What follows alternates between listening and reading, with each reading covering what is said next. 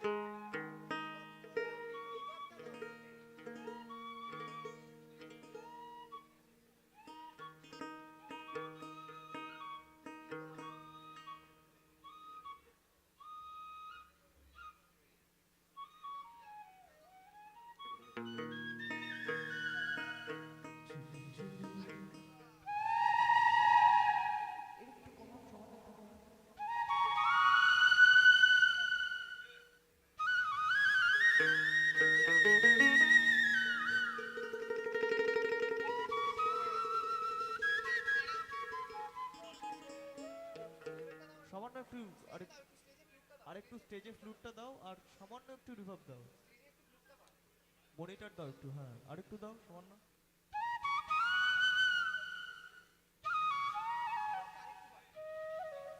আরেকটু বাড়বে, হ্যাঁ ব্যাস।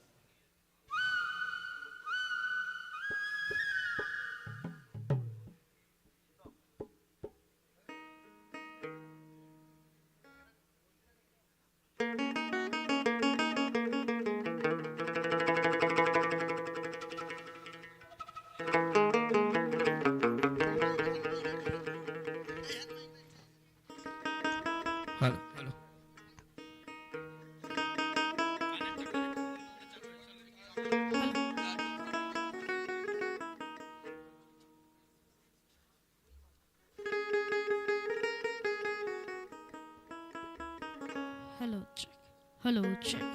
Hello, check. Hello.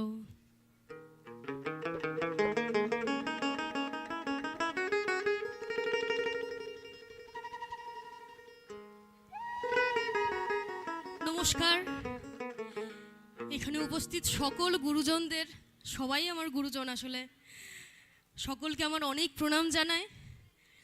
এত সুন্দর একটা মঞ্চে আমাকে এরকমভাবে আমন্ত্রণ জানানোর জন্য আমাদের সকলের তরফ থেকে আমরা বিশ্বজিৎ দাকেও অনেক ধন্যবাদ জানাই আমাদের তরফ থেকে, যে এত সুন্দর একটা আয়োজনের মাঝখানে আমরা আসতে পেরেছি। যদিও এটা একটা অন্যরকম আয়োজন, যেখানে হয়তো আমাদের উপস্থিতিটা একটা আলাদা রকম লাগছে দেখতে, আমাদের ক্ষেত্রেও অন্যরকম মনে হচ্ছে যে আজকে আমরা যে মঞ্চে দাঁড়াচ্ছি সেটা আসলে তো অন্যরকম একটা আলোচনা সভার মতো একটা ব্যাপার। তাও আমরা চেষ্টা করব আমাদের এই অনুষ্ঠানের প্রথমে যেমন আমাদেরকে ডাকা হয়েছে, আমরাও আমাদের তরফ থেকে চেষ্টা করব যে এই অনুষ্ঠানটাকে শুভভাবে সুন্দরভাবে সূচনা করার। তো প্রথমেই আমি যে লোকগান দিয়ে শুরু করব সেটার জন্য কথা বলে শুরু করব। এই আমাদের পুরো দেশের জন্য যেভাবে আপনাদের মতো বড় বড় গুরুজনদের আমরা পাথেয় করে পথ চলি, যাদের কথার মাধ্যমে, যাদের দেখানো পথে হেঁটে আমরা একটা দেশকে উন্নত করার, সুপথে নিয়ে যাওয়ার মতো রাস্তায় হাঁটতে পারি, সেরকমভাবে প্রত্যেকটা মানুষকে যদি সুন্দরভাবে তৈরি হতে হয়, তাকেও কিন্তু একজন গুরুজনের, একটা গুরুর আশ্রিত হতে হয়। সেই গুরুকে আমরা স্মরণ করে আমাদের গান শুরু করছি।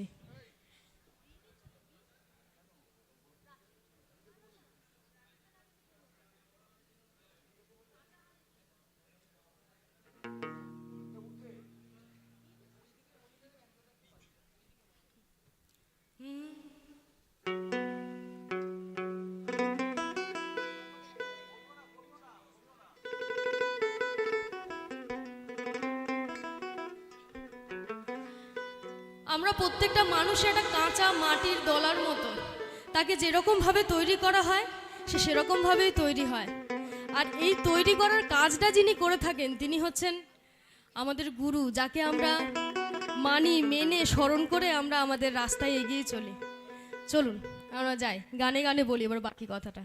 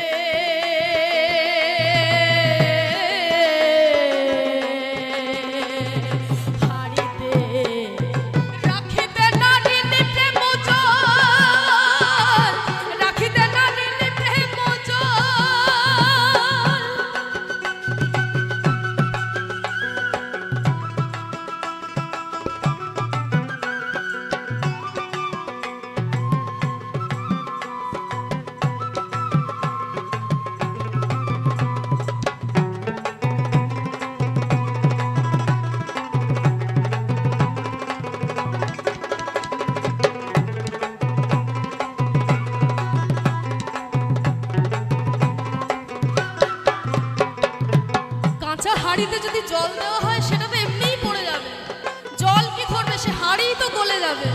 তার আগে হাঁড়িটাকে তো পোড়াতে হবে, তাকে তো শক্ত করতে হবে, তার ধারণ ক্ষমতাটাকে বাড়াতে হবে, তবেই তো সে হাঁড়ি জলটা ধারণ করতে পারবে, তাই না? এই কাঁচা হাঁড়ি জলে দিলে আরে তখনই সে যায় রে গলে।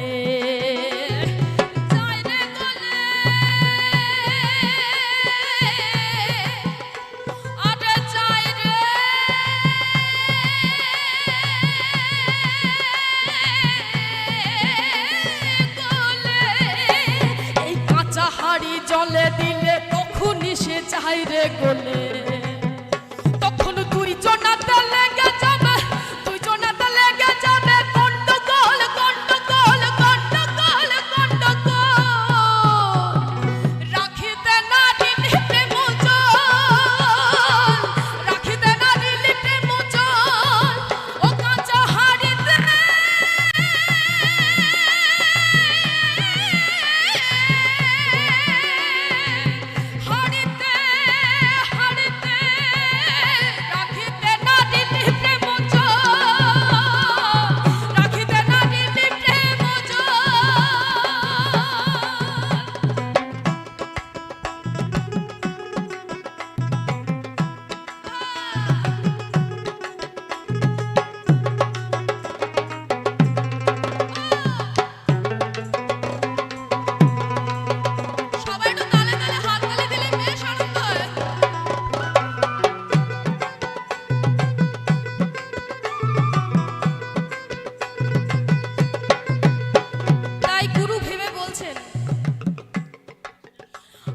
সদানন্দ ভেবে আউল, ও খেপা তুই কি হবি, হবি বাউল, তুই হবি বাউল,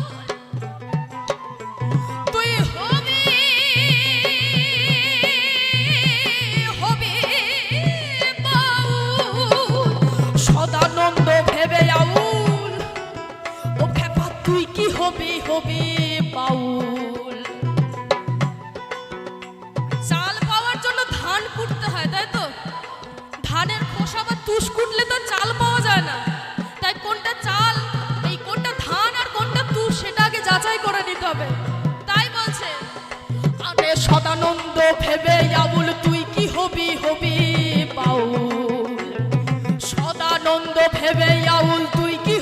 হবি বাউল। আরে ধান কুটিলে হবে চাউল, ধান কুটিলে হবে চাউল, ধান কুটিলে হবে চাউল, ধান কুটিলে হবে চাউল, তুষ কুটিলে কিবা ফল রে, কিবা ফল রে, কিবা ফল। আরে তুষ কুটিলে কিবা ফল। আরে রাখিতে নারিলে প্রেম জান, রাখিতে নারিলে প্রেম জান, ও কাঁচা হাড়িতে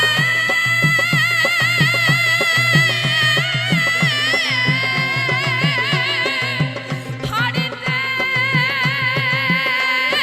রাখিতে নারিলে প্রেম জান, রাখিতে নারিলে প্রেম জান, রাখিতে নারিলে প্রেম জান, রাখিতে নারিলে প্রেম জান, রাখিতে নারিলে, আরে রাখিতে নারিলে, রাখিতে নারিলে প্রেম জান।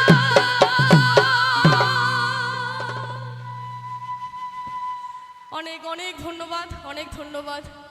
আমরা প্রত্যেকেই আমাদের মতো লোকশিল্পীদের যে মঞ্চে জায়গা করে দিয়েছেন, আমরাও প্রত্যেকটা মুহূর্তে চেষ্টা করি যাতে আমাদের ধারণ ক্ষমতাটা বাড়ে।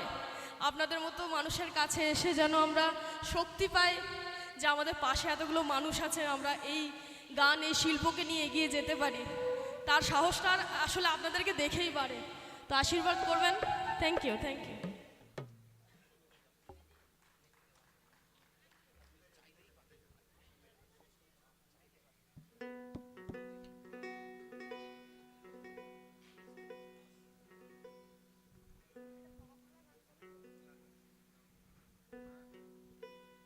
আমাদের খুব পরিচিত, মানে খুব আমাদের প্রণম্য আর কি, শ্রদ্ধেয় পদকর্তা ভব পাগলার একটি গান গাইছে।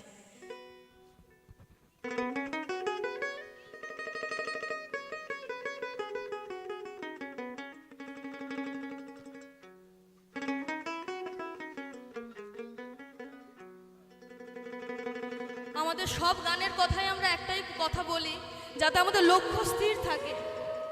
লক্ষ্য স্থির থাকলে আমরা আসলে যেখানে পৌঁছাতে চাইছি সেখানে আশা করি জীবনের শেষ দিনটার আগে পর্যন্ত আমরা পৌঁছে যেতে পারবো।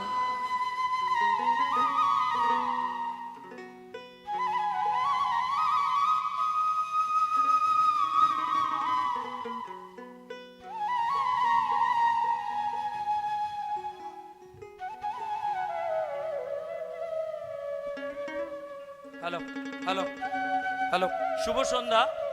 খোলা হাওয়ার তরফ থেকে সবাইকে আমরা স্বাগত জানাচ্ছি আজকের আমাদের আলোচনা সভায়। আর আমি যারা সঙ্গীত শিল্পী রয়েছেন তাদেরকে অনুরোধ করব, এটা শেষ সঙ্গীত ওনারা পরিবেশন করবেন, কারণ আমাদের মধ্যে আমাদের প্রিয় মন্ত্রী ইতিমধ্যে উপস্থিত হয়েছেন এবং কিছুক্ষণের মধ্যে তিনি হলে প্রবেশ করবেন।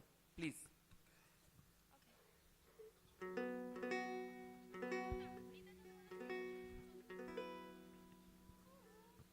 ও খেপা তুই মন হলে পড়বি ফেরে, আর পারবি না পারে যেতে। এক মন যার সে যেতে পারে, আমার নিতাই চাঁদের বাজারে গৌর লীলার দরবারে। এক মন যার সে যেতে পারে, ওরে তুই মন হলে পড়বি ফেরে, আর পারবি না পারে যেতে। এক মন যার সে যেতে পারে, আমার নিতাই চাঁদের বাজারে গৌর চাঁদের দরবারে। এক মন যার সে যেতে পারে।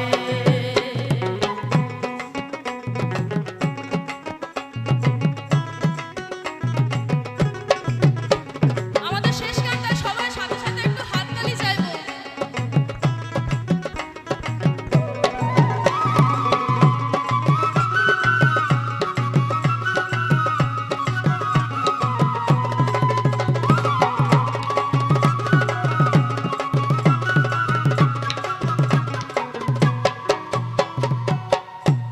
Thank you.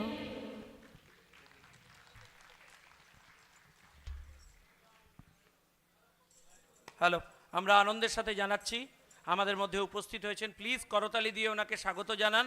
আমাদের দেশের প্রিয় অর্থমন্ত্রী মাননীয়া নির্মলা সীতারামনজি, তাকে আমরা স্বাগত জানাচ্ছি করতালিতে। খোলা হাওয়ার তরফ থেকে আপনাদের সবাইকে আমরা স্বাগত জানাচ্ছি। আমি আমি আমি অনুরোধ করব করতালি দিয়ে তাকে যারা স্বাগত জানিয়েছেন তাদের অনুরোধ করব আসন গ্রহণ করবার জন্য, প্লিজ।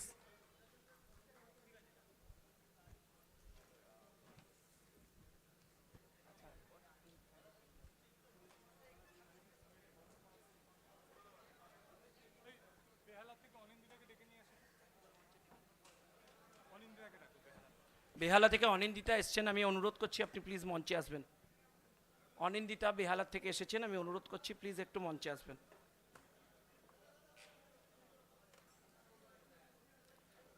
মঞ্চের সামনেরটা প্লিজ খালি করে দেবেন, আমি অনুরোধ করছি সবাইকে।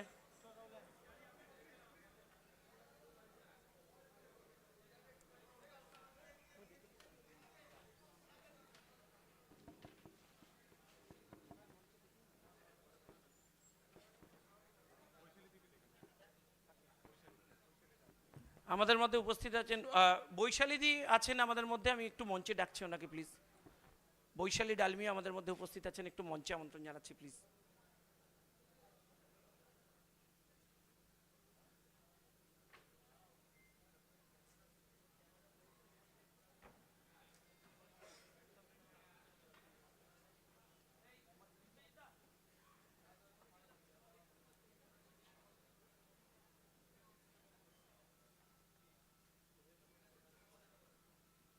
আমাদের মধ্যে উপস্থিত আছেন খোলা হাওয়ার প্রেসিডেন্ট মাননীয় শ্রী স্বপন দাশগুপ্ত মহাশয়, তাকে অনুরোধ করব আমাদের আজকের অনুষ্ঠানের অন্যতম অতিথি আমাদের দেশের অর্থমন্ত্রী, আমাদের প্রিয় অর্থমন্ত্রী মাননীয়া নির্মলা সীতারামনজিকে মঞ্চে স্বাগত জানিয়ে আনবার জন্য।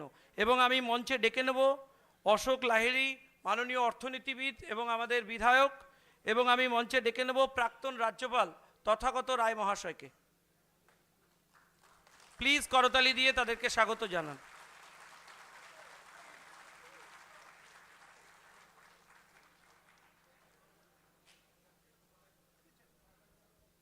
মাননীয় ডক্টর অশোক লাহিড়ী মহাশয় না আছেন, দেখে নিচ্ছি আমরা এক্ষুনি। এবং প্রাক্তন রাজ্যপাল মাননীয় তথাগত রায় মহাশয় এসছেন, তাকে মঞ্চে আমরা আমন্ত্রণ জানাবো। অশোক দাও এসছেন, প্লিজ আপনারা মঞ্চে আসুন।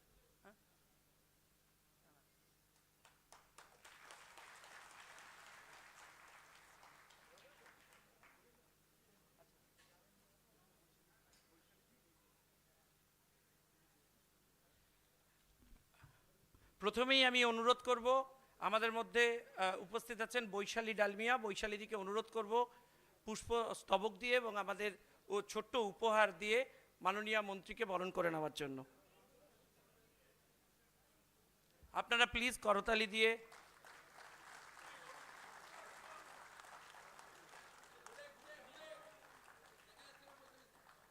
স্বপনদাকে অনুরোধ করব সাহায্য করবার জন্য। খোলা হাওয়ার তরফ থেকে আমাদের ছোট্ট উপহার মা দুর্গার মূর্তি আমরা তার হাতে তুলে দিচ্ছি। দুর্গার মতো তিনি আমাদের কাছে অসুর নিধনে আমাদের পাশে থাকুন, ভারতকে চরম উচ্চতায় নিয়ে যান, এটা আমরা আশা করব। আমি প্রথমেই আমন্ত্রণ জানাবো, আচ্ছা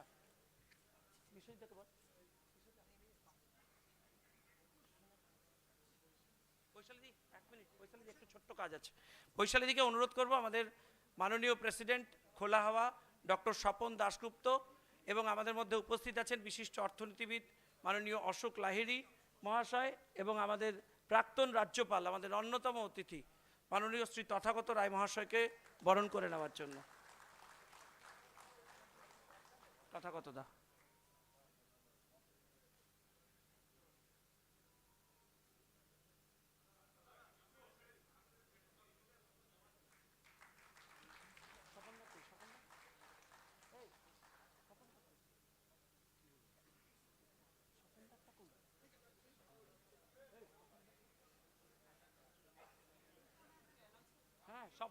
ডক্টর স্বপন দাশগুপ্ত প্রেসিডেন্ট খোলা হাওয়া, তাকে আমরা বরণ করে নিচ্ছি। আমি প্রথমেই সময় নষ্ট না করে স্বাগত ভাষণ দেওয়ার জন্য আহ্বান করব খোলা হাওয়ার মাননীয় সভাপতি প্রাক্তন সাংসদ ডক্টর স্বপন দাশগুপ্ত মহাশয়কে।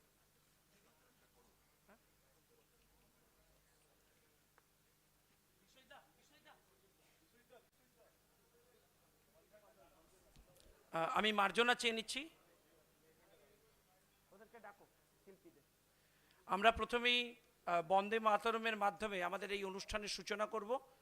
যারা সঙ্গীত পরিবেশন করবেন তাদেরকে মঞ্চে আসার জন্য আহ্বান জানাচ্ছি।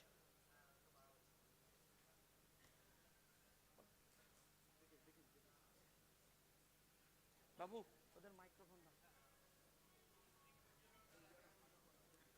করছি।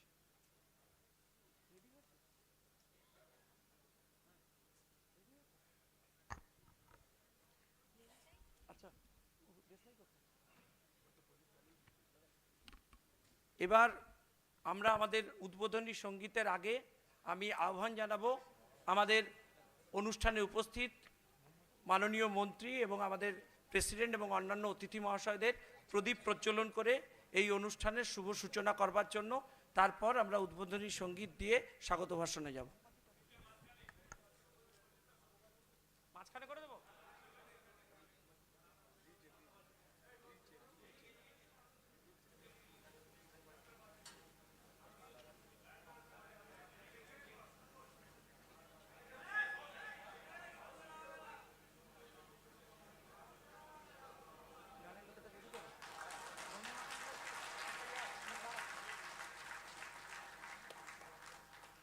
মাইক্রোফোন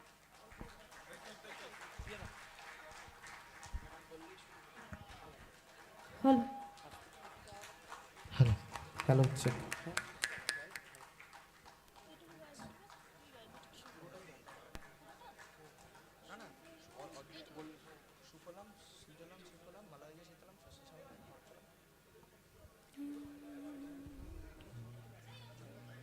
বন্দে মাতরমের মাধ্যমে আমরা আমাদের উদ্বোধনী সঙ্গীত পরিবেশন করব। সবাইকে অনুরোধ করব উঠে দাঁড়ানোর জন্য এবং গলা মেলানোর জন্য।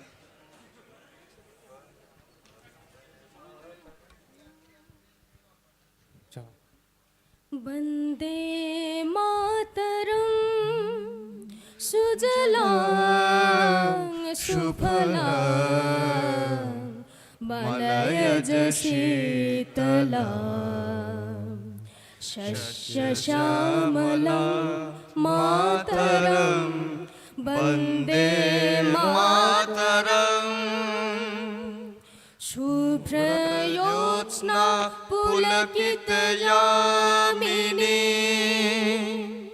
ফুল্লকুসুমিত দ্রুমদল শোভিনী সুহাসিনী সুমধুর ভাষিনী সুখদাং বরদাং মাতরম বন্দে মাতরম সুজলাং সুফলাং মলয়জ শীতলাং শস্য শ্যামলাং মাতরম বন্দে মাতরম বন্দে মাতরম বন্দে মাতরম।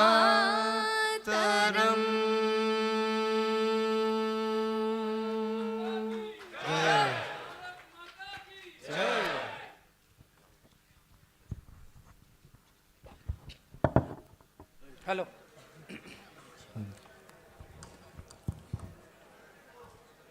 এবারে আমি আমন্ত্রণ জানাবো খোলা হাওয়ার মাননীয় সভাপতি ডক্টর স্বপন দাশগুপ্ত মহাশয়কে তার স্বাগত ভাষণের জন্য।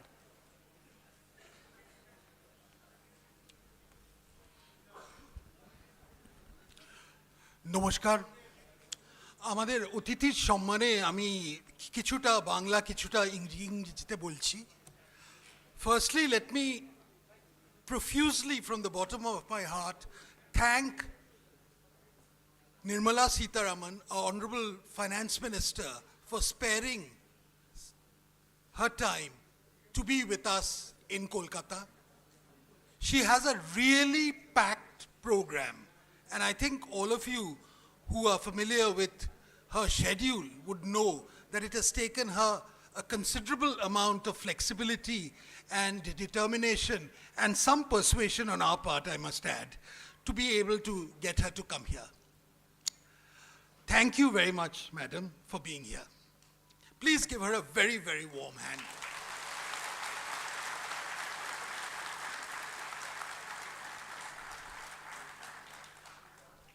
অনেকদিন আগে মানে 90-এর দশকে আমি আমার একজন খুব ঘনিষ্ঠ বন্ধু, উনি একটি সংবাদপত্রের এডিটর ছিলেন। হঠাৎ কোনো অকারণে আমি ধরতে পারি উনি ডিসাইড করলেন যে উনি আমেরিকাতে এমিগ্রেট করবেন। তো সেই সময় আমি জিজ্ঞেস করেছিলাম, এটা 90-এর মাঝামাঝি, 95, 96 ওইরকম সময়কার কথা। তো তখন আমি জিজ্ঞেস করেছিলাম কি ব্যাপার। তো তখন উনি আমাকে বললেন যে you see I have only one life and can I afford to spend it here. It was very strong argument at that time. কারণ if you look back on the India of the 1990s, one of the things which marked it was the fact that okhane onek Indians made a name for themselves. Lot of Indians, Shara Bishwe. But India did not keep pace with what the achievement of the Indians were. And I think that was the big difference then. Today is a time amader kache of high excitement. I think we are all living on the cusp of India achieving the greatness which we always believed was her due. এই যে গত 10 বছরে ভারতবর্ষের কি ধরনের পরিবর্তন হয়েছে সেটা দৈনন্দিন ব্যাপারে আমরা হয়তো বুঝতে না পারলেও যদি কোনো কম্প্যারেটিভ কিছু করা যায় তাহলে একটা জিনিস বুঝবো যে from despair we have moved to a point of high expectation. আজকে আমরা বলছি যে $5 ট্রিলিয়ন ইকোনমি আমরা করব। আমরা বলছি যে আমরা পৃথিবীর 3rd লার্জেস্ট ইকোনমি হব। It means one thing, that we have set the bar deliberately high. আমাদের উদ্দেশ্যটা, আমাদের লক্ষ্যটা এখন আর কোনো দিকে সীমিত নেই। The sky is the limit as far as India is concerned. কিন্তু দুর্ভাগ্যক্রমে সব জিনিসেই একটা কিন্তু আসে। পশ্চিমবঙ্গে থাকলে এই এক্সাইটমেন্টটা কি আমরা সবাই শেয়ার করতে পারি?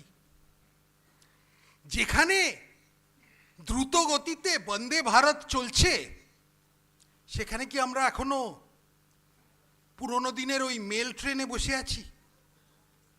সেই গতিতে আমরা এগোচ্ছি? যেখানে আমাদের এখানে একটা ওয়ান ওয়ে টিকিট ইকোনমি হয়ে যাচ্ছে। Those who can are getting the hell out of here. এই দুর্ভাগ্যক্রমে যে পশ্চিমবঙ্গ আজকে কেন সারা ভারতবর্ষে যে ধরনের এক্সাইটমেন্ট, সে ধরনের অ্যান্টিসিপেশন, সেটা কেন হচ্ছে না? কেন আমরা এখনো এই নিয়ে ব্যস্ত যে কার খাটের তলায়, কার বান্ধবীর ফ্ল্যাটে কত কোটি টাকা পাওয়া যাবে? আমরা কেন এখনো চিন্তা করি যে কোথায় শিল্প হচ্ছে সেটা না নিয়ে আমরা আতঙ্কে বসে থাকি কোথায় তোলাবাজি হচ্ছে। Why has the Indian epidemic not infected West Bengal? এইটাই হচ্ছে প্রশ্নটা আমার কাছে। আর আজকে এই জন্যে it's very important that we hear the finance minister who will give us a sense of what Modi ji's mantra of Viksit Bharat means in reality.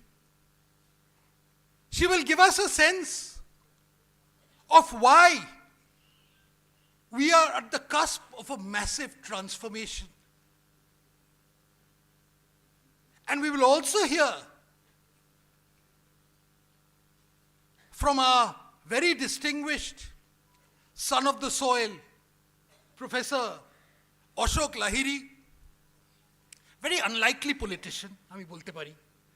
ওনাকে ঠিক এখনো মানে রাজনীতিতে উনি কিরমভাবে বাই অ্যাক্সিডেন্ট ঢুকে পড়েছেন, কিন্তু আশা করি আরও এই ধরনের মানুষ বাই অ্যাক্সিডেন্ট ঢুকে পড়বে। তো অশোক দা আমাদের জানাবেন যে অ্যাটলিস্ট পশ্চিমবঙ্গের ভবিষ্যৎ কি হতে পারে। তাই খোলা হওয়ার পক্ষ থেকে আমি আরেকবার আপনাদের কাছে ধন্যবাদ দিয়ে যেতে চাই যে আপনারা এসছেন নির্মলাজিকে শুনতে, অশোক দাকে শুনতে, আর ওখানে আমাদের তথাগত দাও আছেন, উনি তো সম্মানীয় গভর্নর ছিলেন।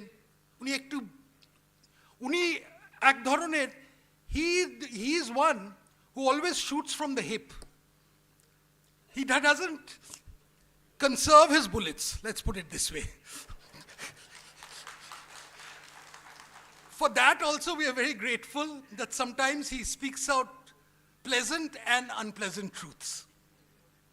So we've got this galaxy of people, and I'm very glad everyone's come here for another of Khula Hawa's functions, the very many we've had, and all of which আমি খুবই গর্বিত যে আপনারা সবাই এরকমভাবে এত পরিমাণে এসে প্যাট্রোনাইজ করেছেন। Thank you very much.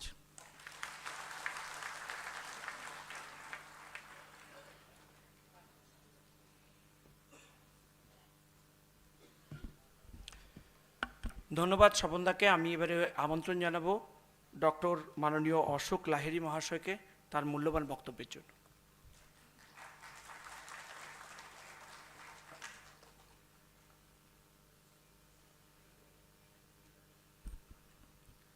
Honorable Finance Minister, welcome to Kolkata. With your permission, Madam, and permission of the audience, I will speak in English. In your case, I'm not quite sure which language you'll speak in, because I have heard you speak fluently in English, Hindi, Tamil, and Telugu. And I'm not even sure that the polyglot in you is not fluent in Bengali. So feel free if you want to speak in Bengali, but I'm assuming that your fluency in Bengali is not that much. That's why I'm going to speak in English with your permission. Minister, you have many records to your credit. You have been the first full-time woman finance minister of the country.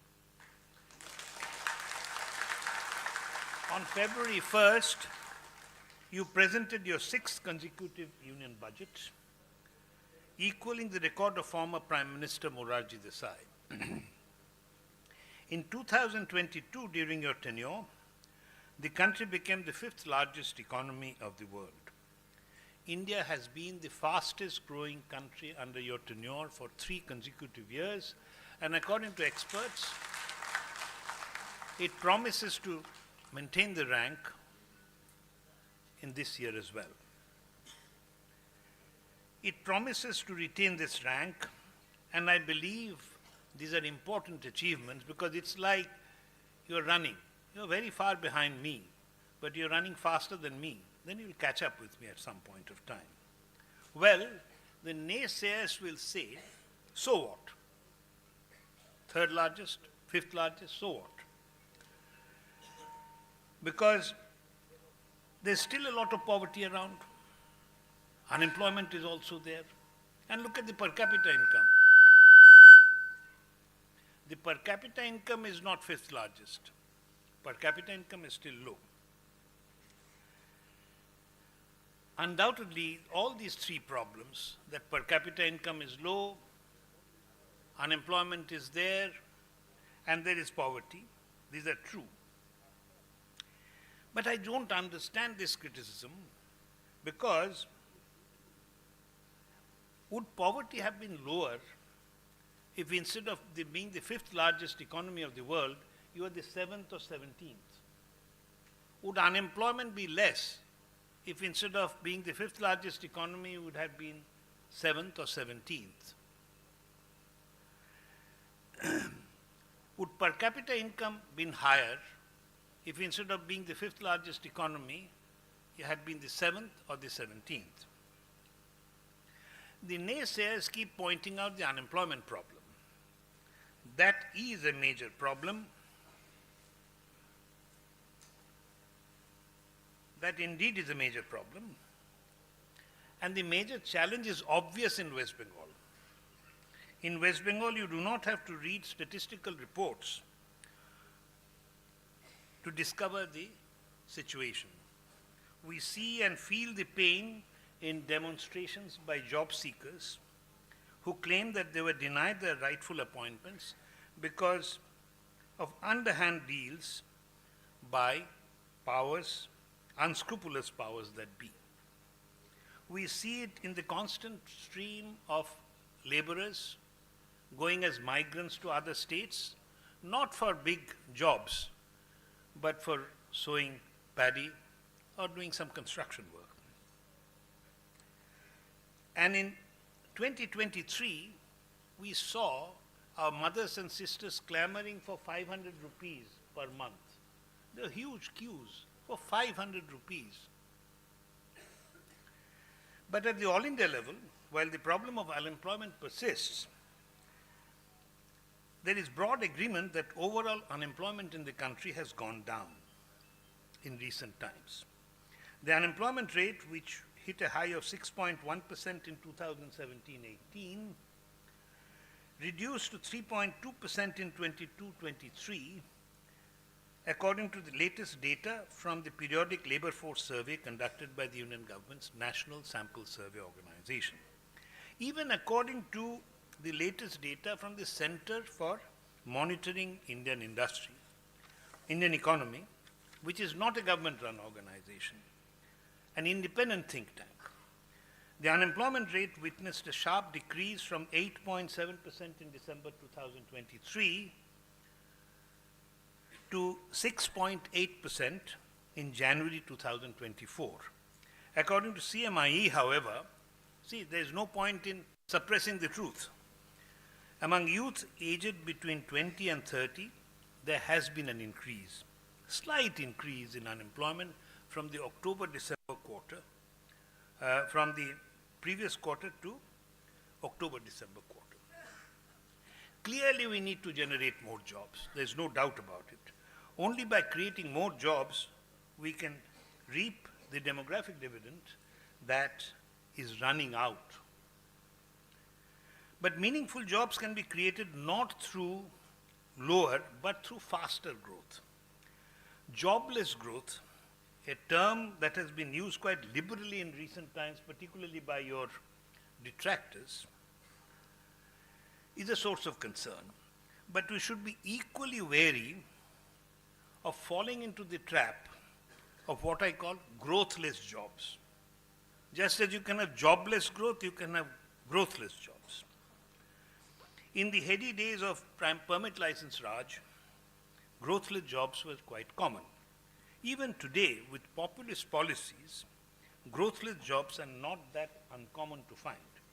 Consider a situation where you do not need more hands to deliver the services that you're providing, say from a government office, but you go ahead and employ more people, especially from your own political party's rank and file, or some others because of some other consideration.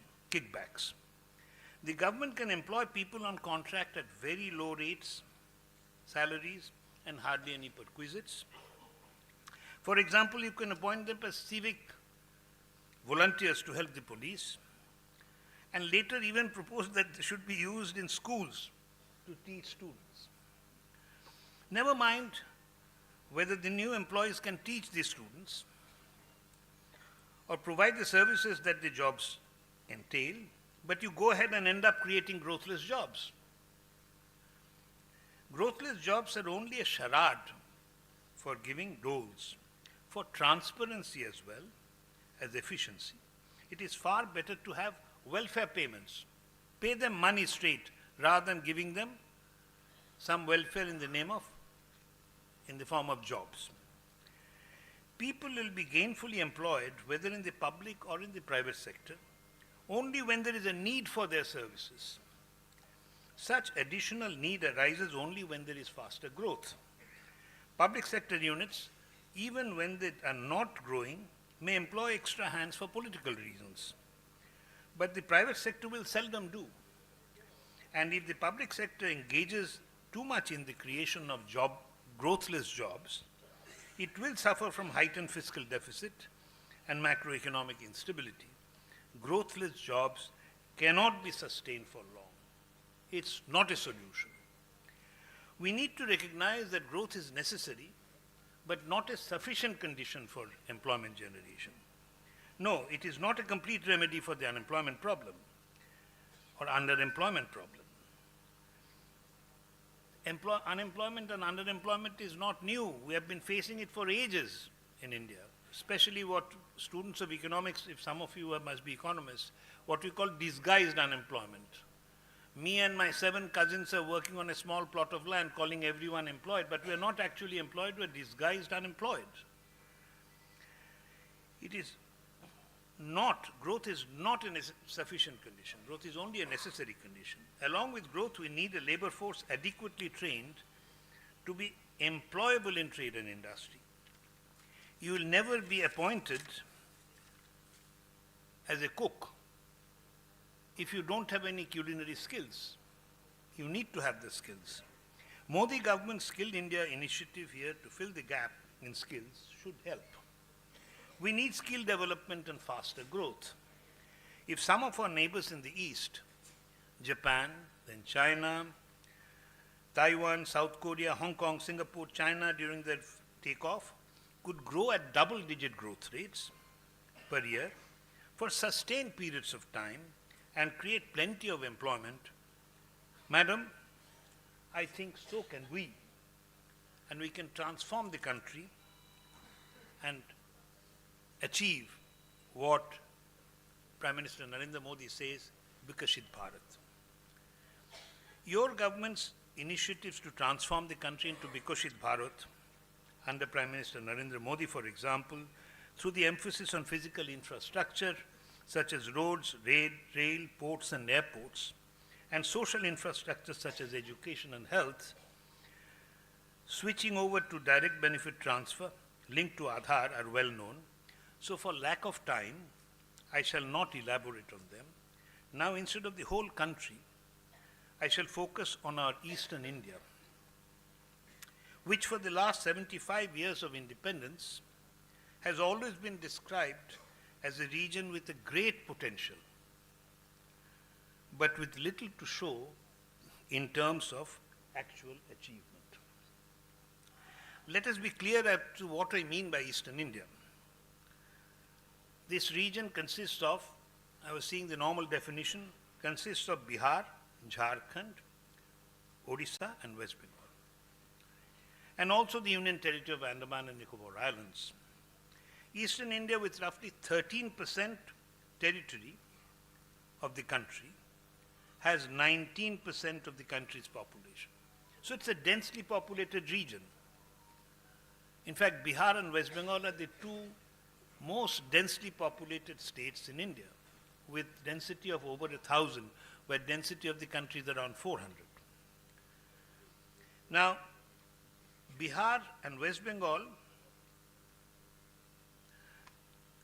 are in the Indo-Gangetic Plain and there is a lot of agriculture. Jharkhand in the Chota Nagpur plateau is not so friendly to agriculture. And Odisha, also in the Eastern Ghats and Deccan Plateau, is all right in somewhere in between.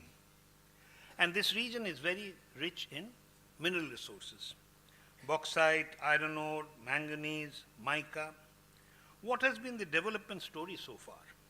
Let me start from 98-99, well before the BJP came to power. Per capita net state domestic product, let me not go into these details, it's something like the per capita income. The per capita income of these states as a proportion of the all India per capita income for Bihar was 31.22% in 98-99. It remained almost unchanged at 31.41. During the same period, Jharkhand, it started with 74.43. It came down to 54.43. So it's becoming relatively poor. India is progressing, East is not. Then West Bengal from 94.76% to 82.06%. Only Andaman and Nicobar and Odisha improved. I'm proud of the fact that Odisha improved. Now, somewhat it seems that the economic miracle which started from the east, Japan, China, Taiwan, Korea, Singapore, Hong Kong, somehow this tide stopped at the gates of Myanmar and didn't reach us. Otherwise, I would have expected by contagion simply that we should have also been growing. We haven't. So you'll ask the question, why? Why has it not done?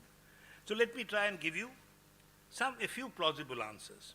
First is the long-drawn effect of partition, including a large net inflow of refugees from East Pakistan after independence, and the splintering of a natural economic space.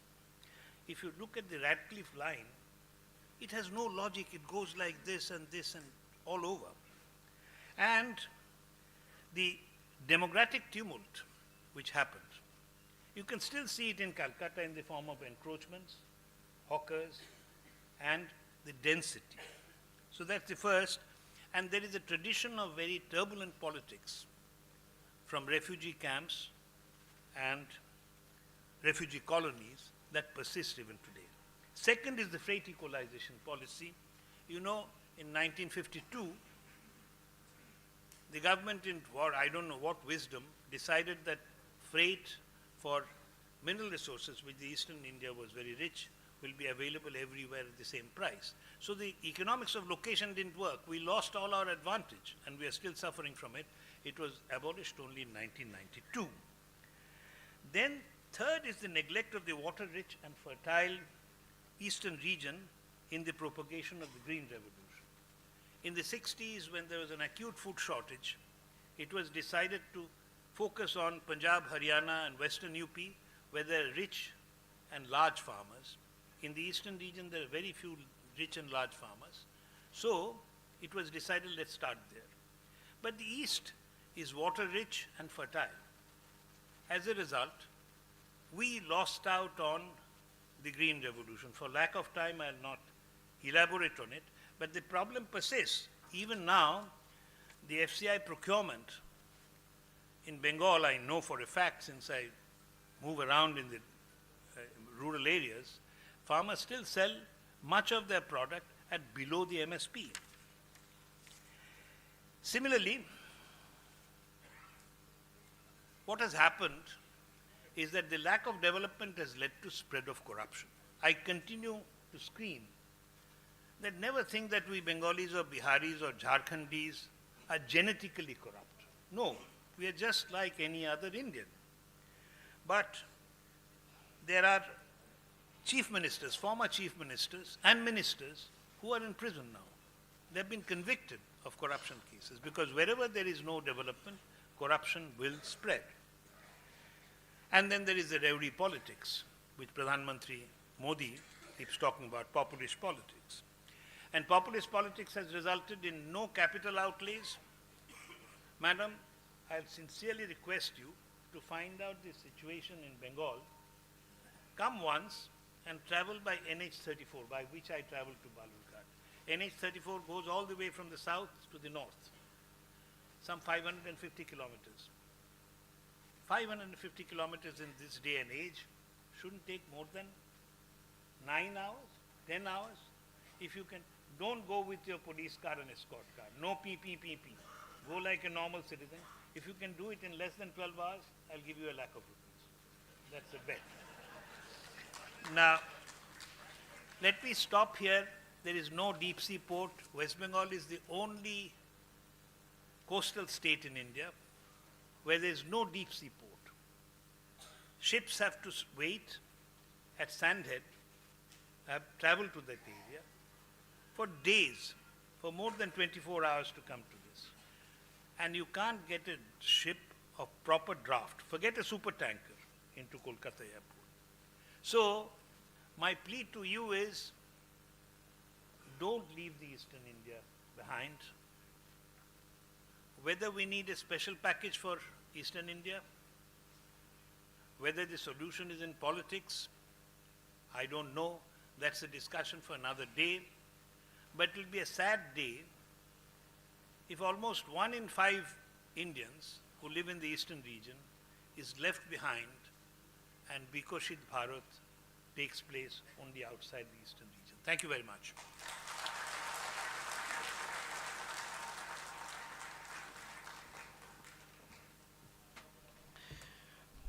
धन्यवाद doctor Ashok Kumar Lahiri महाशय के। मैं ये request करूंगा hall को कि तालियों के साथ आप लोग स्वागत करिए भारत के वित्त मंत्री निर्मला सीतारमन जी को उनके वैल्यूएबल स्पीच के लिए। Ma'am please.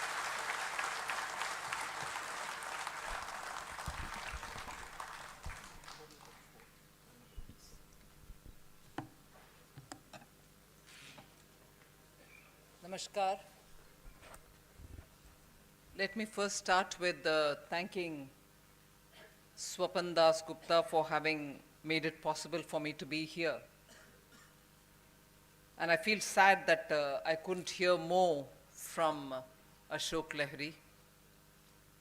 I've always had great value for his comments and talking about East and its contribution to Viksit Bharat. There couldn't have been a better speaker than him. I would have loved to hear him.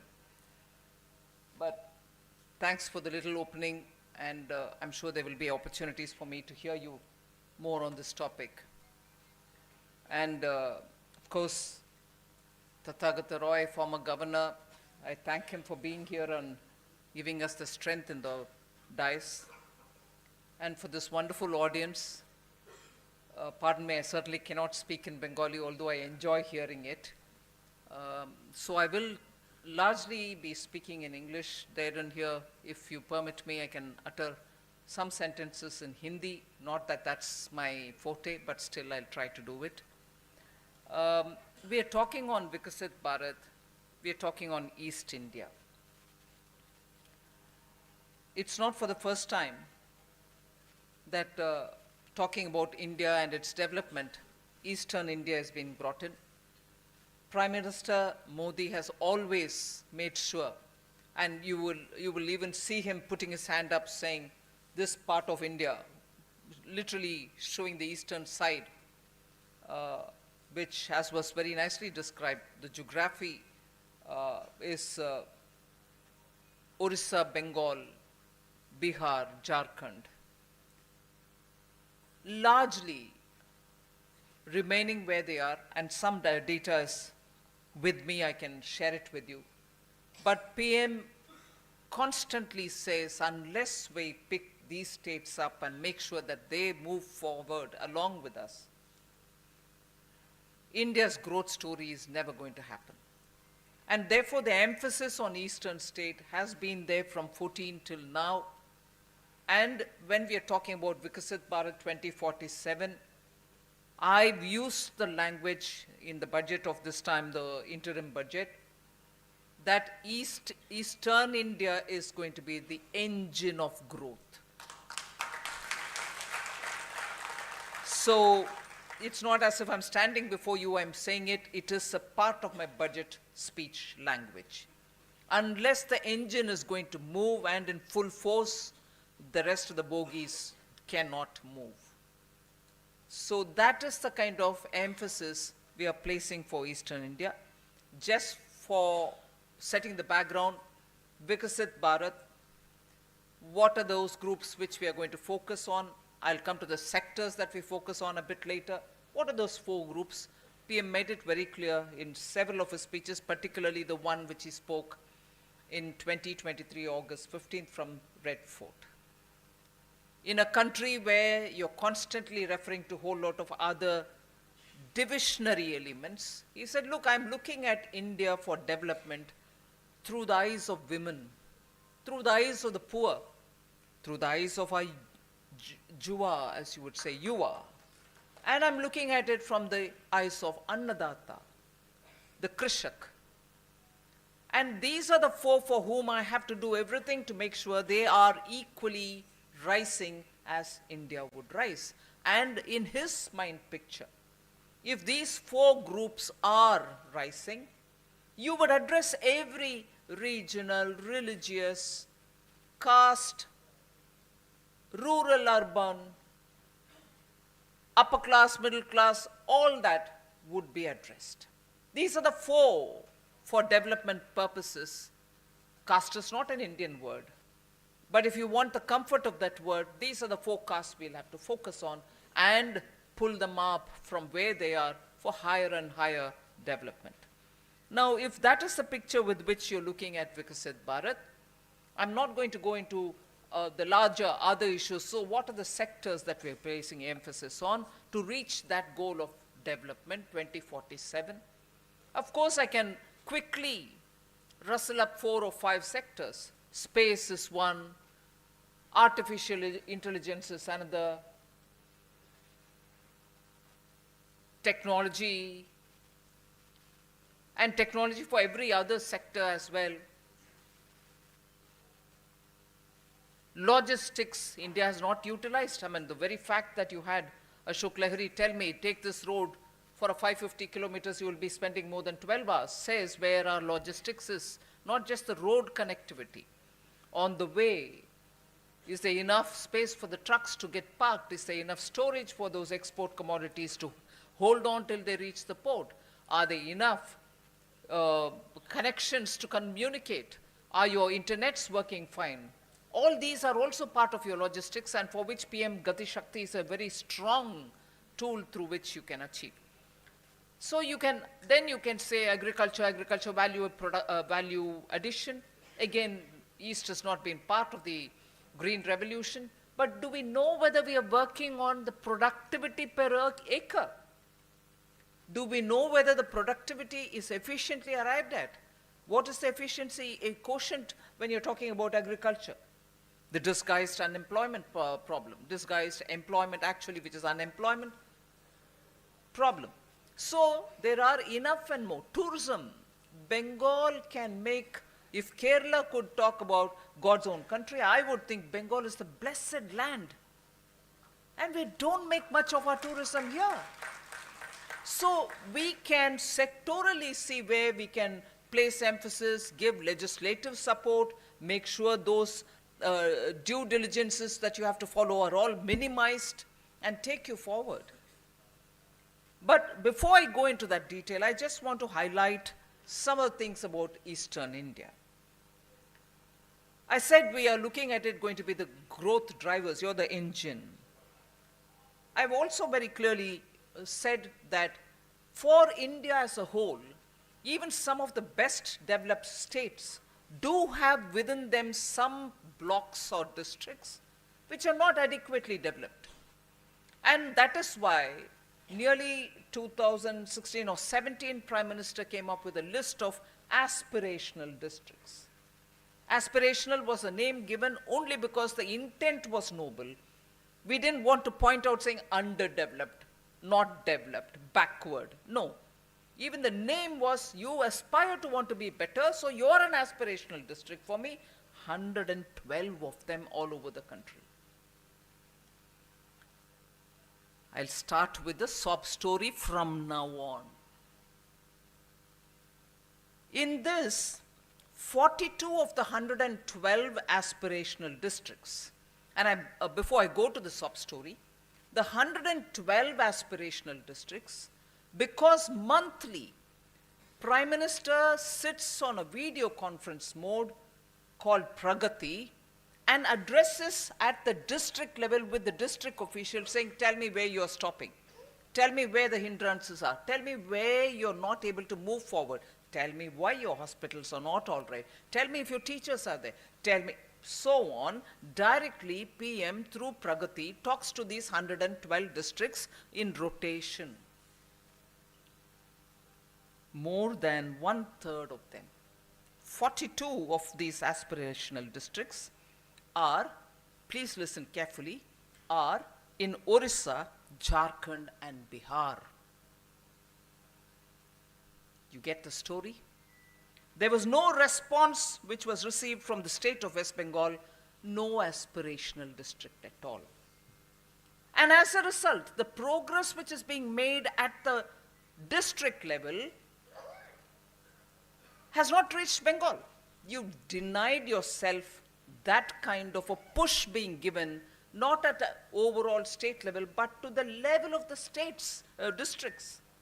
So 42 districts of the 112 belong to the east, but there's no district from Bengal which could have been classified as aspirational, and every such fundamental infrastructure which should have been there, a hospital, good school, good teachers, health centers, wellness centers, good,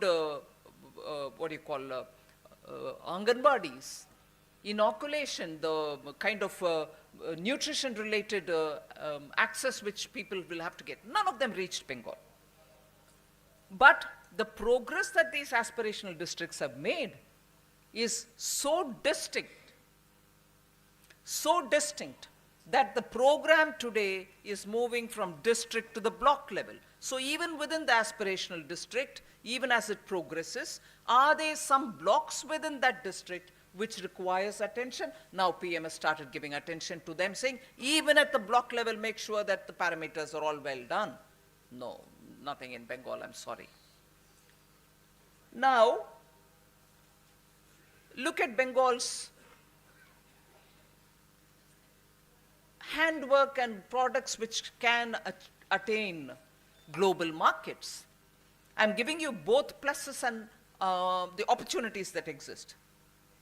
58 items from the 23 districts of Bengal have all been placed under one district, one product program. It is very important because based on this, in not just this budget, midterm budget, but the one which is before, we have given money to every state saying in your state headquarters or a town that you have where prospects of good tourism is, create an Ekal building, the Unity Mall, in which you can display all the products from all the districts as much as you will display products from other states if you so wish. But make sure because of that your market for these handicraft products or products which are unique to every one of your districts are showcased, so that artisans from the districts can benefit. After all, they are the ones who kept up the Indian economy for centuries. Work is not progressing in that score as well. Now, if I'm looking at Viksit Bharat, which is Purvi Bharat, rural transformation is absolutely important. Agricultural productivity in West Bengal, especially for its primary crop, which is paddy, is much below other paddy producing states. What is the reason? Not enough mechanization, absence of further newer investments, particularly for investments in rural infrastructure, are the main causes. Actually, if public investment in the rural areas is not done, the produce never reaches the nearby market. And there starts the sorrow story of many of the products, like Lahiri said, are being sold in many parts of Bengal for far lesser than MSP. So even for MSP to reach, your systems efficiencies will have to be there. Your infrastructure not there, systems efficiency doesn't reach the village areas. Many central government schemes, and when I say rural infrastructure, it should include also farmer-producer organizations, where farmer-producer organizations can make legitimate profit if they knew how to preserve the stock and sell it at a time when the prices are very high or reasonably high. They can make their profit. No, they seem to be selling distressed. As a result, the price that they get is not good enough. Many central government schemes for Krishak, such as the PM Matsya Sampada Yojana, which is very important, I would think, for Bengal. It helps all the fishermen. Freshwater fish.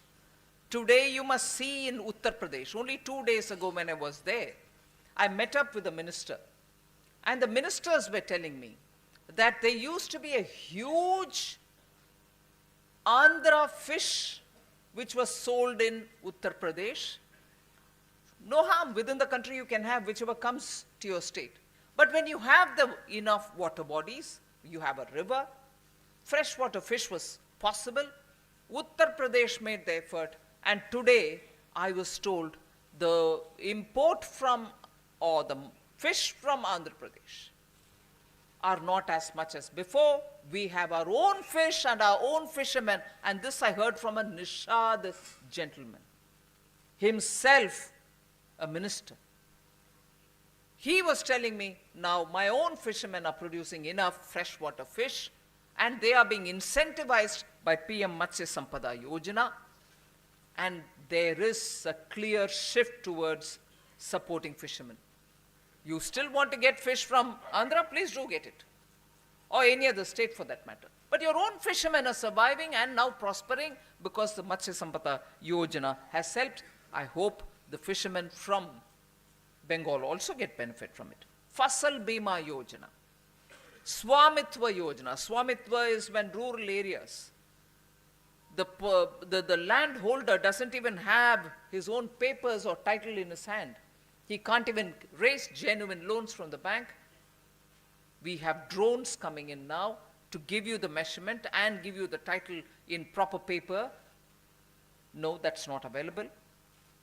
KCC loans which are given for crops, for fisheries, and for animal husbandry. You have one cow, or you have one goat, or you have a piggery. Everything is covered. You can still get loans. I'm not sure if it is reaching. So these will have to be rigorously implemented in Bengal if Krishak will have to get benefit, and rural augmentation should happen.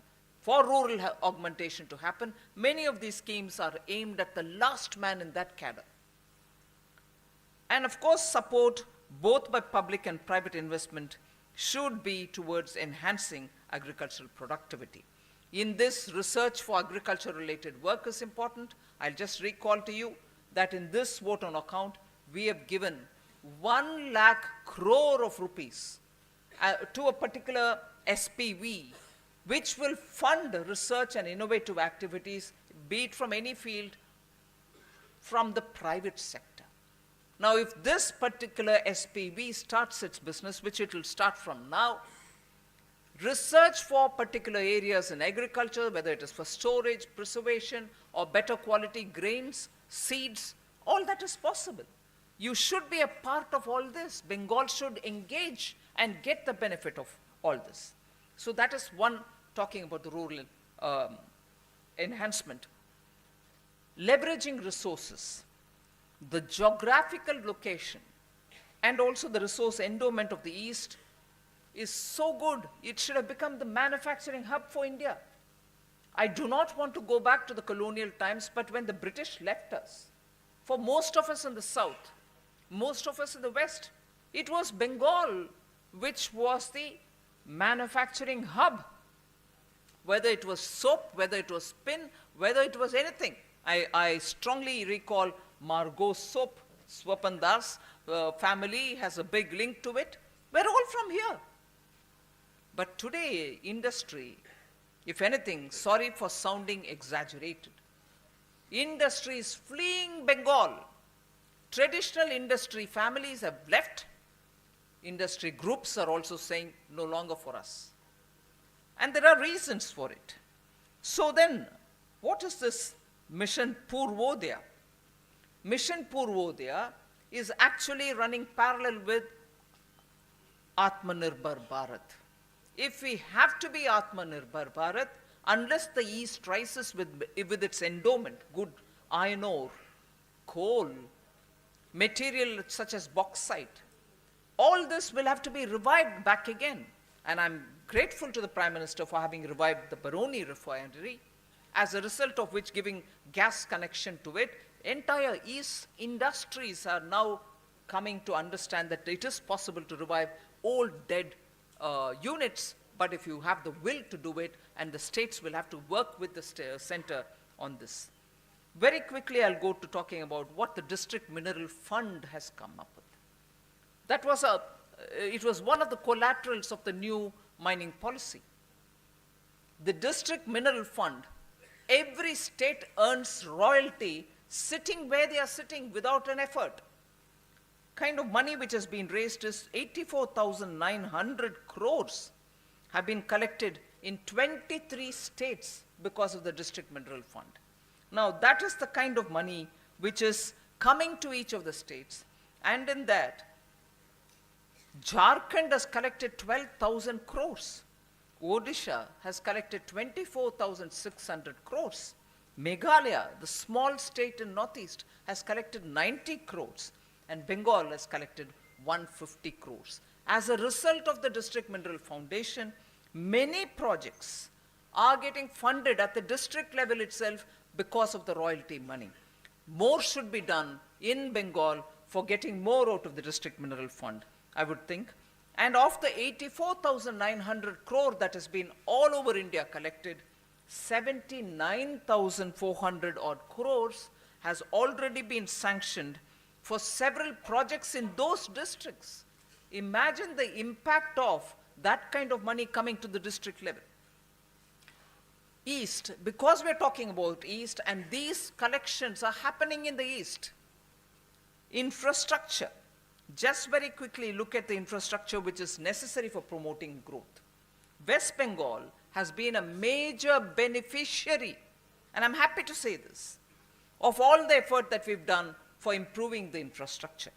Over the period of 14 to 23, Bengal saw the commissioning of 1,100 kilometers of railway sections, A to B line, Z to K line, L to M line are all now restored, adding to a total of 1,100 kilometers. 21,000 kilometers of rural roads in West Bengal have been done, completed.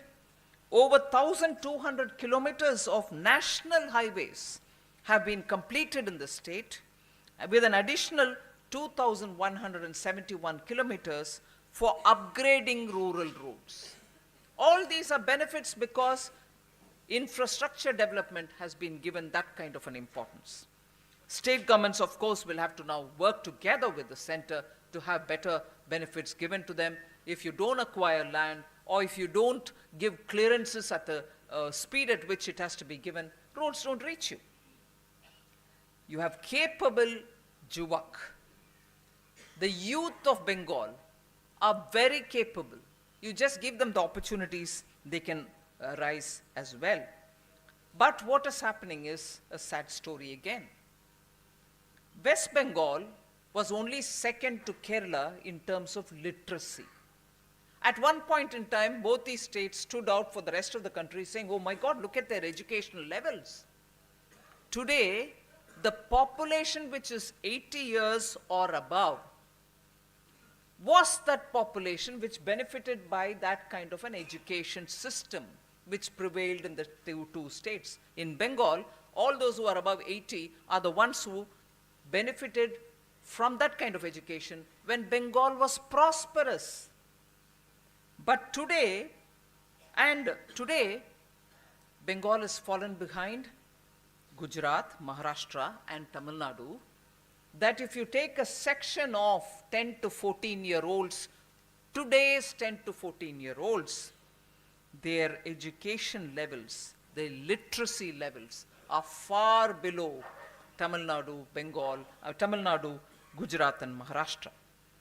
Till 2010, West Bengal was a net recipient of migrant laborers. But from 2010 onwards, 1.1 million workers have migrated out of Bengal. From 2010, it has both high-end, high-skilled human resources moving out, as much as was Lahiri saying, they're going to sow seed or paddy or construct buildings.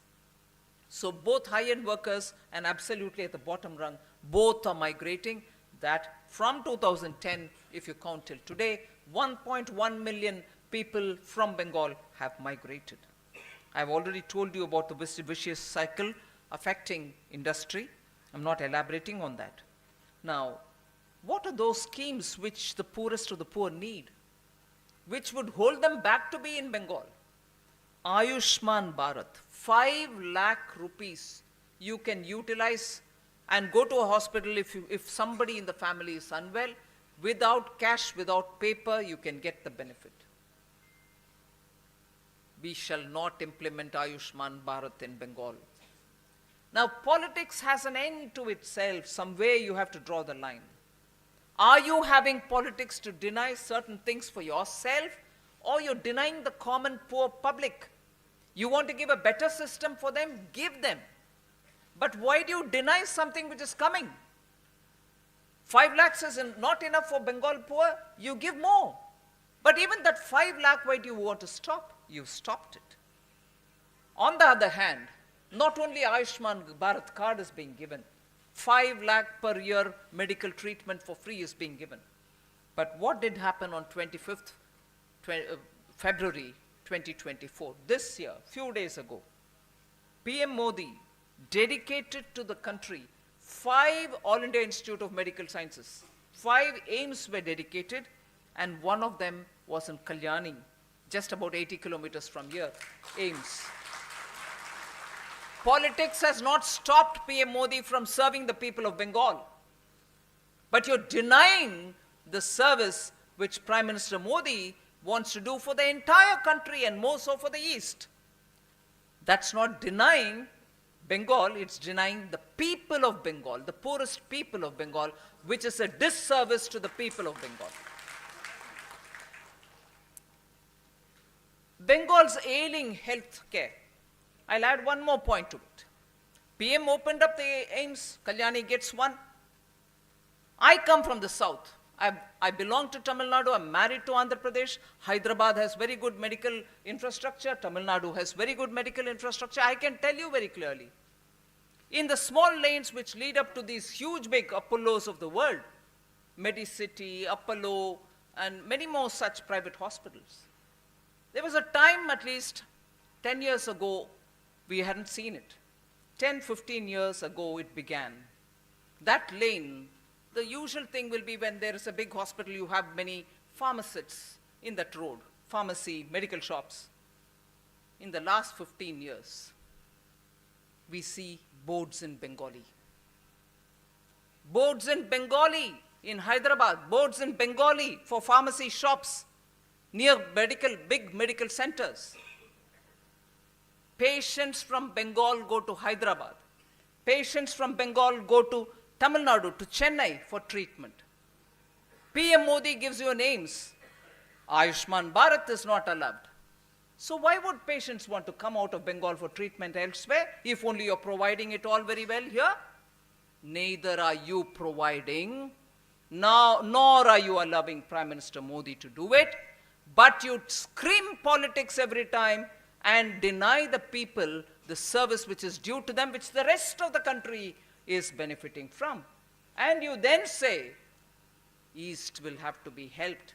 East is going to be the engine. East has got to be the one which has got to be developed. They've languished for a long time. Who's not allowing this development to happen in East? We should think for ourselves. Technology, digital public infrastructure, and the rate at which we brought in 5G. The reference was made to direct benefit transfers. Due to lack of opportunities, engineers, software engineers from this region are all forced to migrate and seek job elsewhere. The number of IT parks and associated service centers are not happening here. I'll again tell you, if global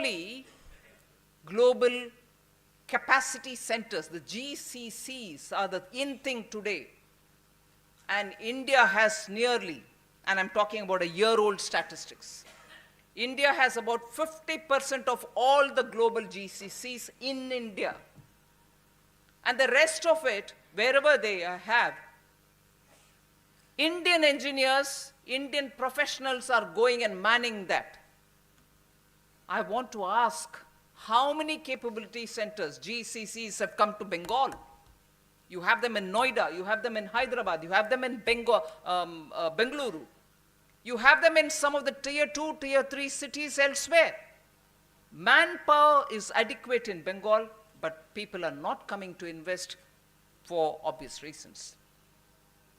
Now, just to highlight economic mismanagement of Bengal, I'm sure Ashok Lahiri can talk about it with greater authority, but I will flag those issues because today is a very good opportunity for me to put it before you. Thinking people of Kolkata, please do take this seriously for yourselves.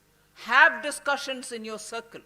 Media do write about it. It is for the good of the people of Bengal that I put this. I don't want to score a political point. People are seeing what's happening in Bengal. I'll flag those issues. Downward trend in gross capital formation.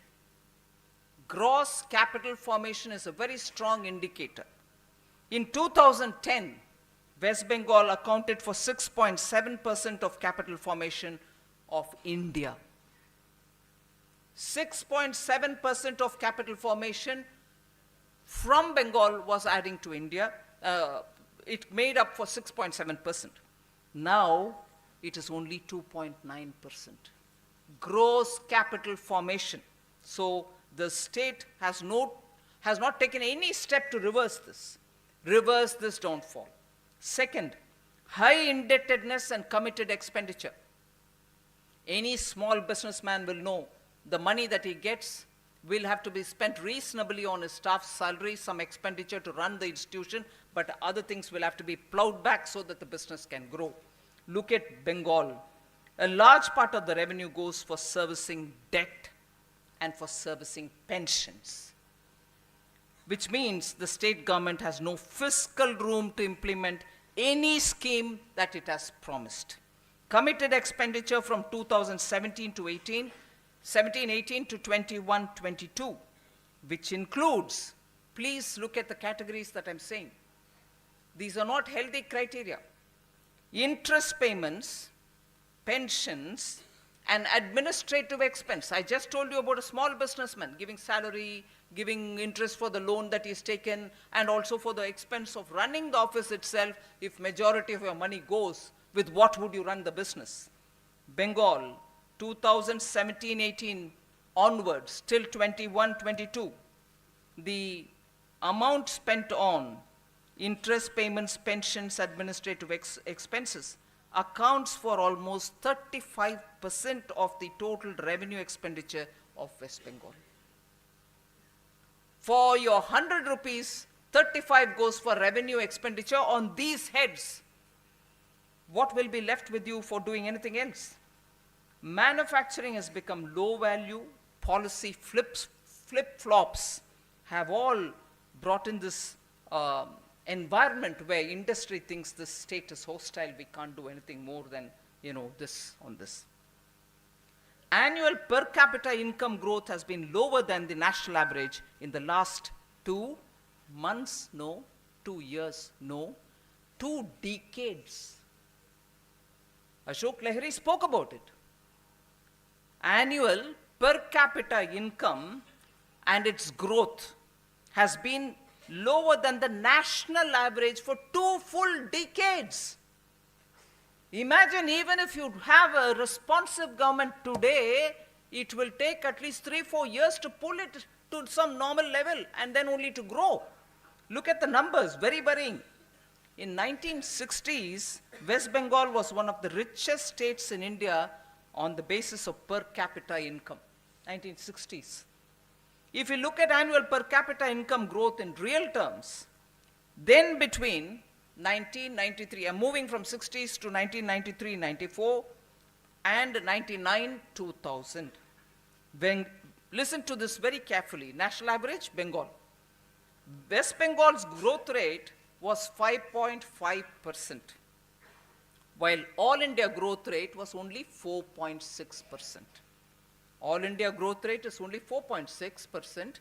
Bengal was 5.5. This is between 93 to 2000. That is, Bengal was higher than the national average. However, during the next decade, from 64 I moved to 93 till 2000, now I'm coming to 2000 to 2010. West Bengal's growth rate fell to 4.9%, and the all India average went up to 5.5%. You were higher than the national average. You've gone below it, and that is going below from 2000 to 2010 itself. That's why I said 2 decades now you're suffering from lower growth. Between 11-12 and 19-20, the next decade, West Bengal's growth rate fell further down to 4.2%, while the national average was 5.2%. No attempt by the government to reverse this or to do anything to improve the state of affairs. By 21-22, which is this decade, 2 or 3 years ago, West Bengal, and actually I have goose pimples to say it truly, I'm not dramatizing, West Bengal ranked 23rd out of all the states and union territories in the country. 23rd. Fertile land, enough irrigatable land, water, industrial investment. 1947, you were the prosperous country. Of course, infiltration, refugees, but even after that, you kept it up till about 99. What's become of Bengal? I really feel very sad, but that is backed by data. I'm not making an emotional pitch without numbers. No ease of doing business at all here. Look at this. Again, in 1947, West Bengal's share in the country's total industrial production was, can you guess? Can you guess? 24%. A quarter of everything that industry produced for this country in 47 was all here. 24%. And do you want to guess where you're today? And when I say today, 2021, I'm not even talking about 24. Where is 24% and where is 3.5%? I'm actually, every time I read these kind of numbers for Bengal, my heart sinks with grief. I may not have been born in Bengal, but Bengal plays such a wonderful role for this country. All through history, your thought leaders, your industry leaders, you stood out in culture, you stood out in music, you stood out in knowledge. Now tell me one parameter on which you're standing out. Tola Bazi.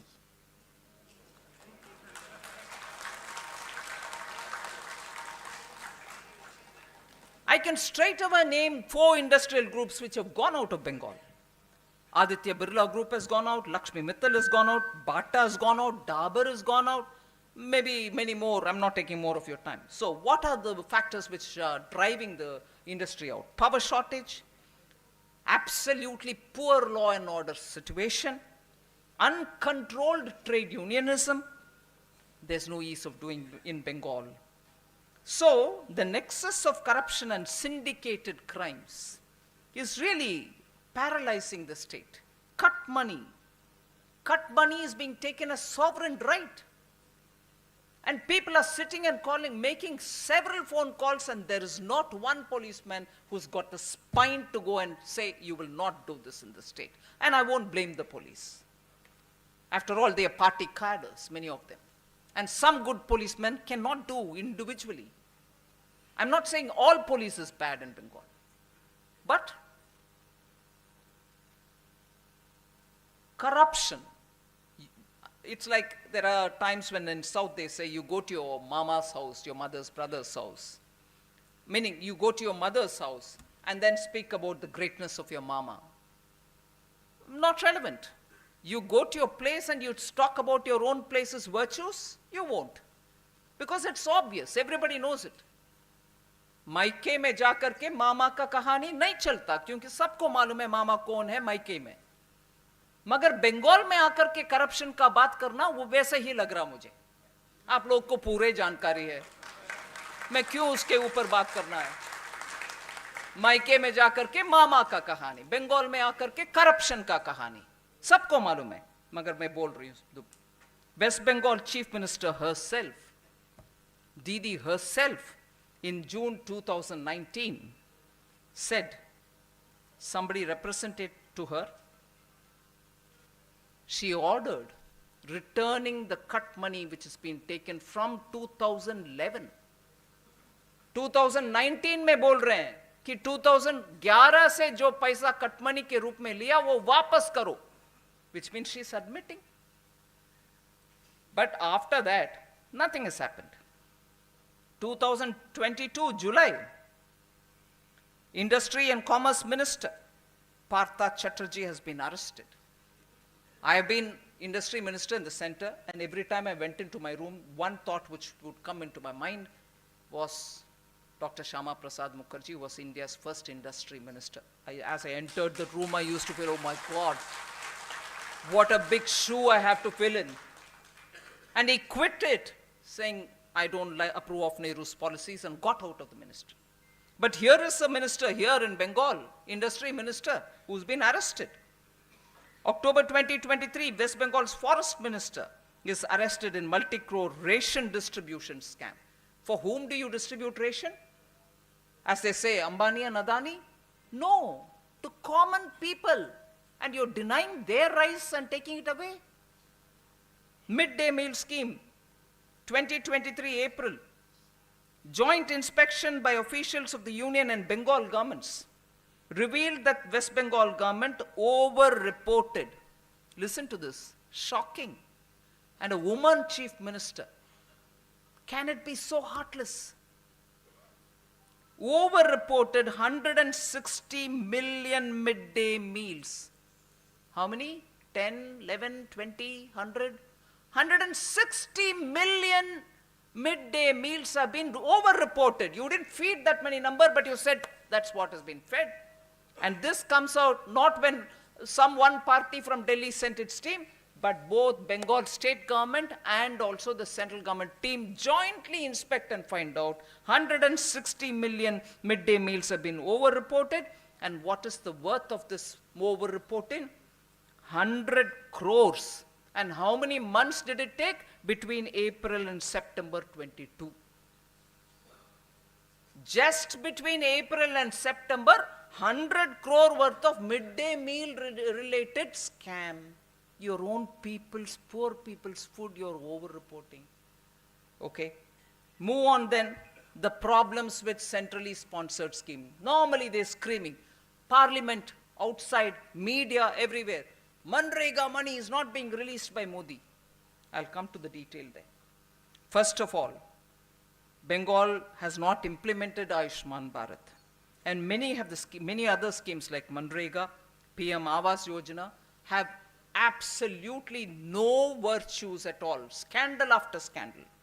West Bengal's slowest progress in providing tap water. Compare it with the national average. Jal Jeevan Mission. National average 74%. In water-rich Bengal, normally Jal Jeevan Mission suffers when there is no source of water from where you can give the tap water connection. Pipes are laid and everything else, you get scared. You don't know where to get the source from. There's no nadi, there's no river, there's no talab. So you're wondering. Bengal has rich connections, no problem for water, but get it to the tap.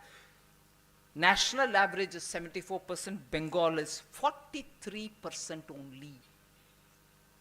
Manrega, you would have heard a lot of allegations. 25 lakh fake Manrega job cards. आदमी नहीं है, वो demand driven scheme है. जब एक व्यक्ति आता है, आई वांट जॉब, उनके लिए है. 25 लाख फेक आदमी के लिए जॉब कार्ड बनाया गया है. इसको हम पैसा दें ना दें, किसका पैसा? मेरा बाप का पैसा है क्या? ना, टैक्स पेयर का पैसा भैया.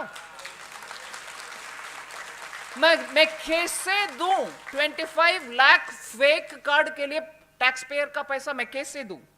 बट इसमें एक और वेरी इंटरेस्टिंग विषय आप समझना चाहिए. Bengal cannot tolerate this. Work permits were given to Manregas. That which work you're not supposed to do, वो सब चल रही है काम. Public funds को private property develop करने के लिए मनरेगा, टी एस्टेट में मनरेगा, जबकि MNREGA is not for private property. वर्स मैं बोल रही हूं आपको, जहां रिकवरी करना, क्योंकि गलत चला गया पैसा, उनसे रिकवर करो, सही आदमी को दो. रिकवर करना असंभव था. रिकवर कर नहीं पाए. फिर कैसे वो अमाउंट को वापस करना है? From the treasury fresh money was given as वापस करने वाला पैसा. रिकवरी नहीं किया. टैक्स पेयर को डबल बार धोखा. मतलब पहले you gave tax payers money for fake fellows. When it was detected, it was all fake. वापस लो उनसे पैसा और सही बंदा को दो. वापस नहीं लिया. मगर इधर पैसा भरपाई करना है, क्योंकि गलत आदमी को आपने दे दिया. वापस लो, भरपाई करो. वापस नहीं लिया. मगर भरपाई कैसे किया? फ्रेशली टैक्स पेयर मनी उनके ट्रेशरी से निकाल करके भरपाई कर दिया. खाने वाले को पहले दे दिया, और भी खा करके देंगे उनको, उसको मैं वापस नहीं लूंगी, मगर इससे भरपाई कर रही हूं. Tax payer has been repeatedly cheated in Bengal, even in this kind of a open scam-ridden situation. How will you pay the taxpayers' money for filling up where you had to recover and pay that? You did not recover because you know who took it. In the name of fake fellows, you took it for your party workers or your whoever, and from them if you take it back, you'll have to identify those fellows and take it back. Media तो जाएगा उनके पीछे, वो कौन था बंदा 25 fake का पैसा लिया. ये सब झंझट में क्यों पड़े? ट्रेशरी से निकाल कर डाल दो. PM Awas Yojana, eligible families were deprived. Ineligible fellows were made to build mansions, meaning first floor build कर रहे हैं, second floor build कर रहे हैं, जिनके पास already घर है. ऐसे पीएम आवास योजना में गड़बड़. अगले विषय में जा रही हूं. India justice report tells us West Bengal ranks near to the bottom in terms of policing and law and order. Judicial and law and order parameters में Bengal सबसे नीचे है. No wonder capital goes away from Bengal, industry goes away from Bengal. January 2024, you know, ED officials were attacked by a mob of 800 to 1,000 people and sustained serious injuries. When did that happen? When they went to search the house of Shah Jahan Sheikh in Sandesh Kali. And that is how police or mob take the law into their hands and do as per the orders of the political masters. West Bengal's Panchayat elections saw, and that was in 23, saw 40 people die and democracy का institutions के ऊपर रोना धोना इधर होता है, hey Modi you have done this, hey Modi you have done that, 40 people die here. आपका जवाब आज तक उसके ऊपर नहीं है, मगर दूसरे के ऊपर आरोप करते जा रही हो। यूनियन मिनिस्टर निशित प्रामाणिक convoy was attacked. Similarly, Muralidharan's convoy was also attacked, MOS External Affairs. Nadda ji party president's car was attacked. Sandesh Khali. Uske upar my body shakes if I have to talk about it. And the audacity of the state administration in not arresting the culprit till today. Can there be a leadership, male or female, which can bear with this? Arrest नहीं किया। और मुझे याद है parliament में मणिपुर के ऊपर कितने बार प्रश्न चिन्ह उठाए, एक नहीं किया, वो नहीं किया। होम मिनिस्टर आकर जवाब दिया कि क्या क्या एक्शन हुआ। होम मिनिस्टर खुद गए थे उधर, कैंपों में रहे, सबसे मिले, और जिनको एक्शन, जिनके ऊपर लेना है वो एक्शन भी लिया। मैं पूछ रही हूं इधर, सेक्शन 144 लगाकर किसी को आने नहीं दे रही हो, आपके मंत्री लोग जा रहे हैं, मगर फिर भी स्टेटमेंट क्या आया? अगर मैं सही पढ़ी मीडिया में, we will arrest him within a week. मतलब आपको मालूम है वो बंदा कहां है, इसीलिए कॉन्फिडेंटली बोल रही हो एक सप्ताह के अंदर मैं अरेस्ट करूंगा। How can you otherwise say that you will arrest him within a week? मतलब मालूम है, I will bring him somehow within a week. आपके मंत्रीगण जा रहे हैं उधर, कोई और नहीं जा पा रहे हैं, ये क्या लॉ एंड ऑर्डर है? सो आखिर में, और समय ना लेते हुए, eastern India is the cradle of our history. I don't want to recollect many things many people, many top leaders of India have said. What Bengal thinks today, rest of India thinks tomorrow. उस ताकत वापस आना चाहिए बंगाल को। You should get back your mojo. You should get back the strength. ऐसे कितना दिन आप सहोगे? How long will you tolerate this absolutely irresponsible government? Unresponsive. You're not getting answers for your questions. ये किस कारण आप सह रहे हो? Bengal doesn't deserve this. The coming 25 years are very critical. We need to have Bengal or Bihar or Jharkhand and Orissa develop, as I said. You should become the engine, lead us from the front. And for that, state governments will have to work together with the center. And center will have to understand state's requirement. हम साथ साथ आगे बढ़ने में ही हमारे युवा, हमारे किसान, हमारे महिला, हमारे अन्नदाता, कृषक सब आगे बढ़ेंगे। हम citizens with a lot more awareness होना ही चाहिए। मैं बंगाल के लिए मेरा सर झुक करके नमन करती हूँ। You are a great Bhumi. Please rise. Please rise and assert what Bengal should be. Thank you very much.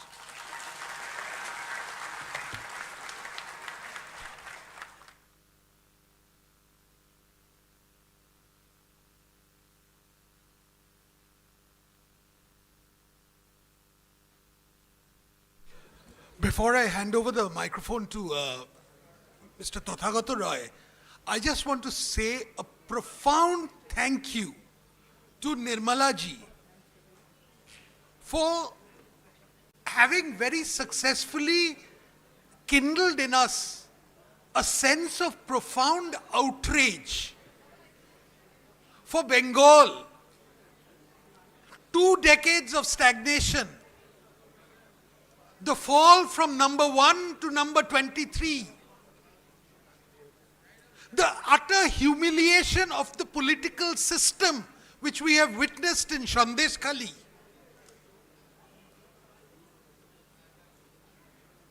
the decline of every standard of morality which we've seen in the past decade or so,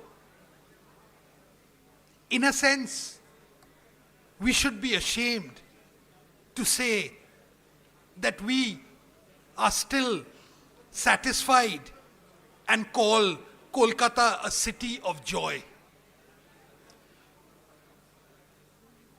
I don't want to say anything more. I think Nirmala ji has said everything there is to be said. And I just want Tathagata Da, on our behalf, to come and express our profound sense of gratitude to her for taking time off and speaking to us. Thank you. Tathagata দাও।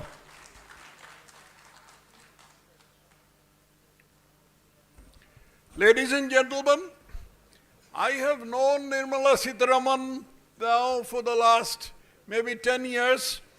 We were party colleagues and both members of the BJP National Executive when the BJP was not in power. She always struck me as a very quiet, gentle kind of person. I never thought she could hit so hard with a speech, so hard. And she made it even harder by interspersing her teeth of her speech with Hindi. Right. So that was Nirmala ji, and I have to thank Swapan Das Gupta. There is no point in prolonging this vote of thanks because you are all in a hurry to get back home. I thank the Mr. Dr. Ashok Lahiri, very erudite economist. I thank the people who were busy here, who had made this function possible, the organizers, the journalists, photographers, and ladies and gentlemen, last but not least, all of you who have made this function a success by coming here and joining in cheering Nirmala ji. Thank you very much.